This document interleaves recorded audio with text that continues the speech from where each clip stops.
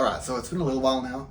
I put out 3 videos last year and then I just suddenly, now we're in 2024 and I haven't really worked on my channel for like nearly half a year now. I'm trying to get back into it.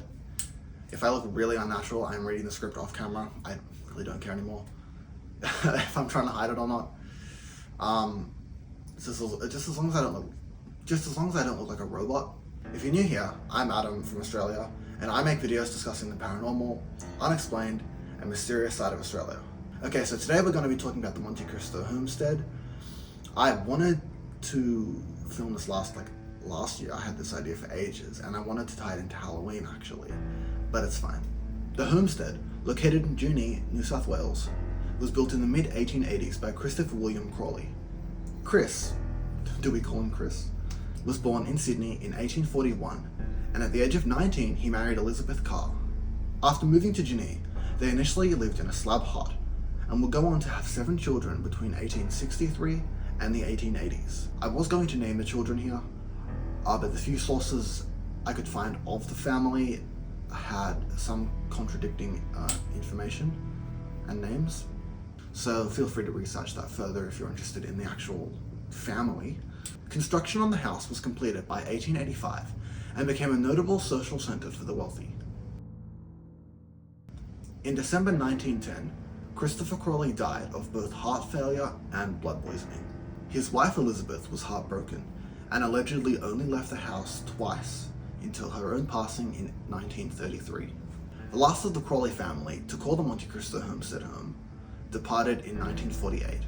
The property sat abandoned for 15 years until couple Reginald and Olive Ryan bought it in 1963, restoring it into a museum and being largely responsible for the reason it still exists.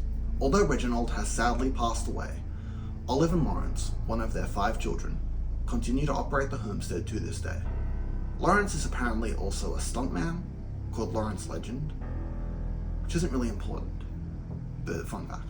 Now that's some background on the location and its owners, and I don't even know where to begin on the paranormal reports. Christopher and Elizabeth both allegedly still haunt the property.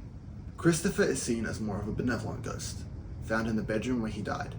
On the other hand, Elizabeth's spirit can be intimidating and tormenting. It is possible she is responsible for ending the lives of multiple animals that have been at Monte Cristo. The Ryan family reported that their kittens had been brutally killed, and both their chickens and pet parrot had been strangled.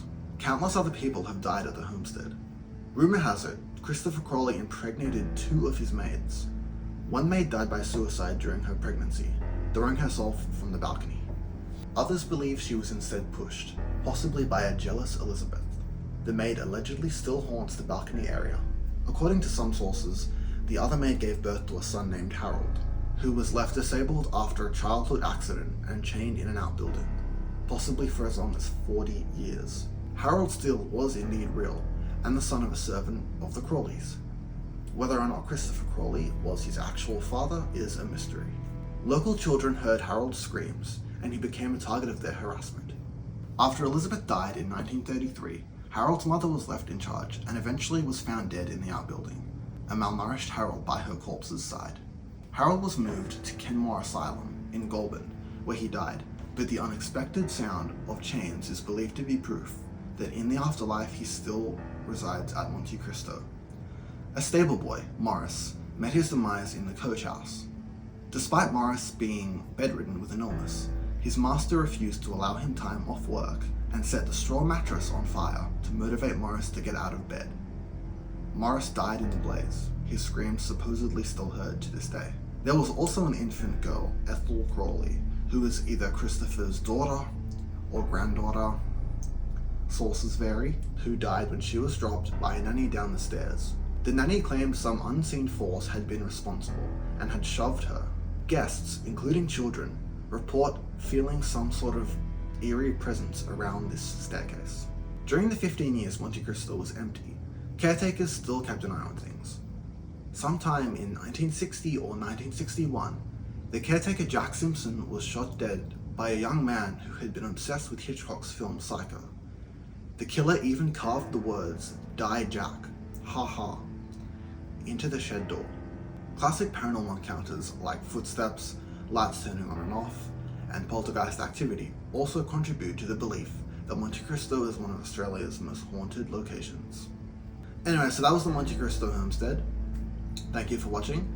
Hopefully you learned something from it. Like and subscribe and stuff. Feel free to comment any suggestions on Australian paranormal content or cryptid content as well, if I ever film again, because it's so long since I last filmed. Speaking of which, yeah, hopefully I don't take as long to make my next video. It took me so long to make this one. I wrote this months ago. I filmed it like a month ago. The footage like just left. It just got erased from existence somehow. So I had to refilm it. And yeah, I don't know how to end this video. Thanks for watching. Goodbye.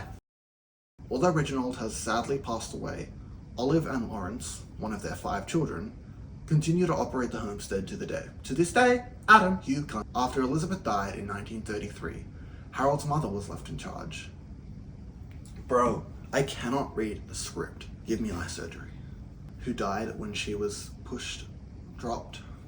I just said all that by heart just to screw it up. And finally, during the 15 years Monte Cristo sat empty,